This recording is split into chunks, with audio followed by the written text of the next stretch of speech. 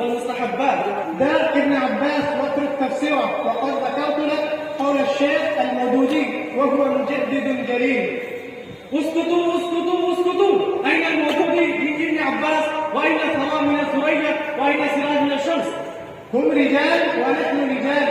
أما قرأت في التاريخ كيف قال الخليفة الثالث عثمان رضي الله عنه في توزيع الوظائف الرسمية، وكيف حول معاوية الخلافة إلى المملكة. اقرأ كتاب المودودي خلافة وملوكية ويهديك إلى الصراط المستقيم. اكفف لسانك، ألا ترى ما قال الله ورسوله في شأنه؟ آمنوا كما آمن الناس، أي كما آمن الصحابة.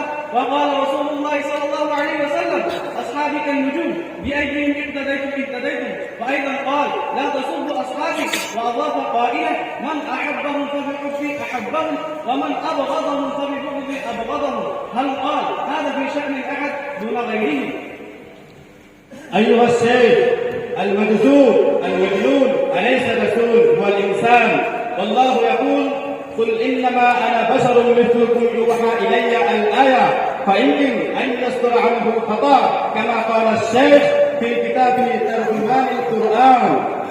استغفر الله استغفر الله استغفر الله. هل أنت مسلم؟ لا ريب فيه. استمعوا إلي. قد قال الله تعالى: والله يعلم حيث يجعل رسالته. وقال الله تعالى: أطيعوا الله وأطيعوا الرسول. تدل هاتان الآيتان أن الرسول يجب اتباعه في جميع أقواله وأعماله، والرسالة والنبوة موهوبتان من الله تعالى لا بالكسب. ومما لا يتنازع فيه اثنان أن الخطأ لا يشرع. ويقول الله تبارك وتعالى: وما ينطق عن الهوى إن هو إلا وحي يوحى. فعلمنا أنكم في ضلال مبين. يجب عليكم أن تتركوا هذه الطريقة الضالة وتتوبوا إلى الله تعالى.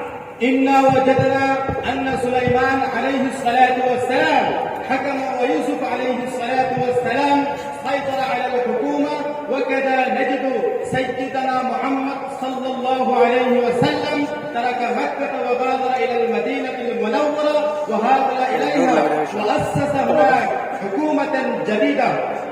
لا شك فيه أن الحكومة يرفع بها لواء الإسلام، ولكن الله تعالى قال: لقد من الله على المؤمنين إذ بعث فيهم رسولا من أنفسهم يتلو عليهم آياته ويزكيهم ويعلمهم الكتاب والحكمة.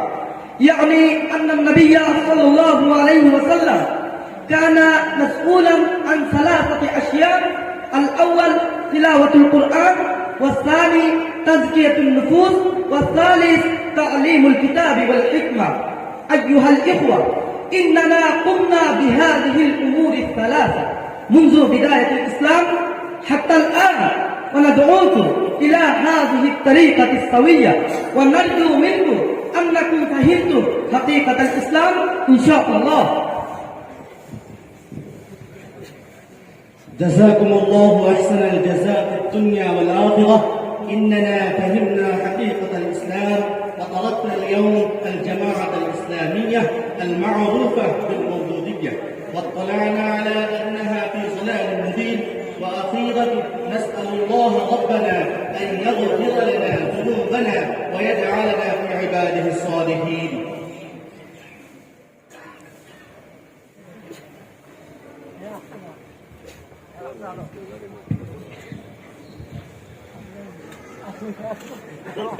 Thank you.